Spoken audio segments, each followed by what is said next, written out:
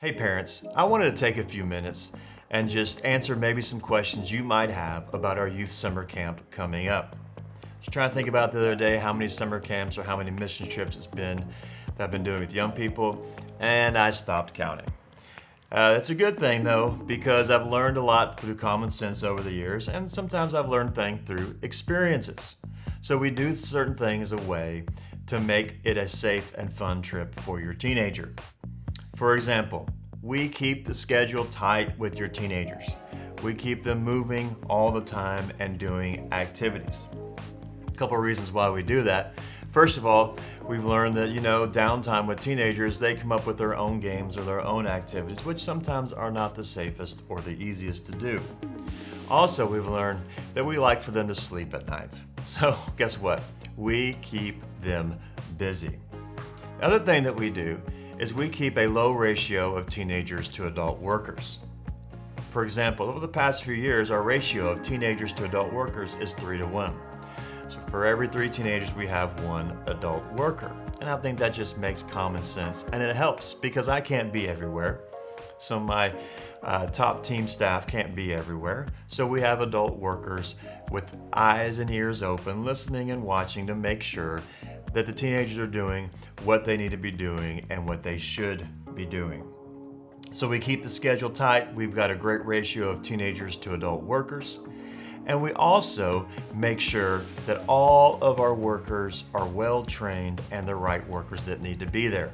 What do you mean? Well, we don't just let anybody go to camp with us. These are people that we know. These are people that we trust. As you know from our own church policies with itself, we don't just let anybody walk in the doors and help. And so there's a time process, there's a trust process, there is a vetting process. Also, every worker does training from a company called Ministry Safe that deals with sexual abuse. So we make sure we cover our bases in every way possible. And we're also there working with them throughout the week. We have meetings with them throughout the week. We're asking them questions. How's it going? Have you having any issues or you having any challenges? Now, obviously there's challenges you're gonna have, but we help them and train them to be able to handle those challenges in the right way and the right attitude. And listen, every camp we go to, everything that we do, we don't just go show up. We go check out the place before we go. So we go to top-notch facilities. The facility we're going to this year, it's got an awesome, wonderful zip line. It's great. The facilities are nice. We try the food to make sure the food is good and all those different aspects. And we also check out their support staff, check out their leadership at the camp.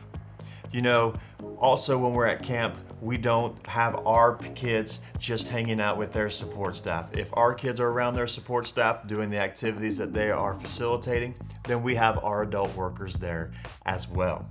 We want to be safe and we want to be smart at the same time. But let me tell you a couple of things that we try to do for summer camp, and it's great for your teenager. First of all, their relationship with God. This is an investment you're making into your teenagers and their relationship with God. We disconnect them from their normal day life. On our trip, there are no phones, no iPads, no computers, no gaming systems. They are completely disconnected from all technology. Well, why do you do that?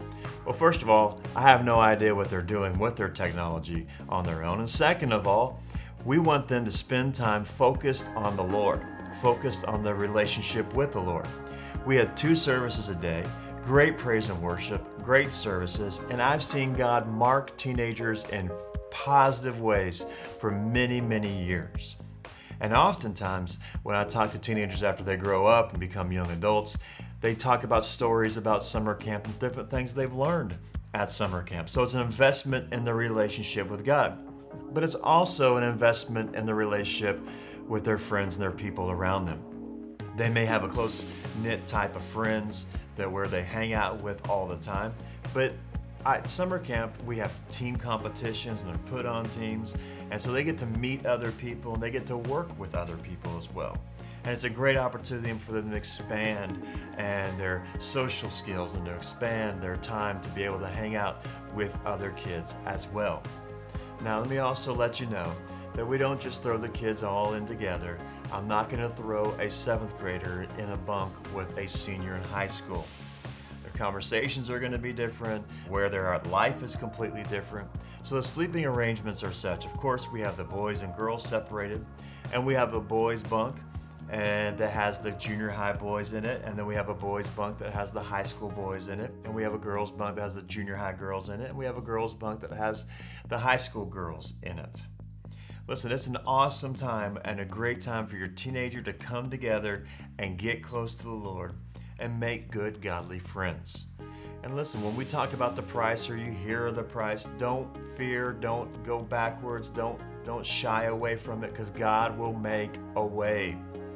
It's an investment in your kids, and I look forward to seeing your teenager with us at Youth Summer Camp this year.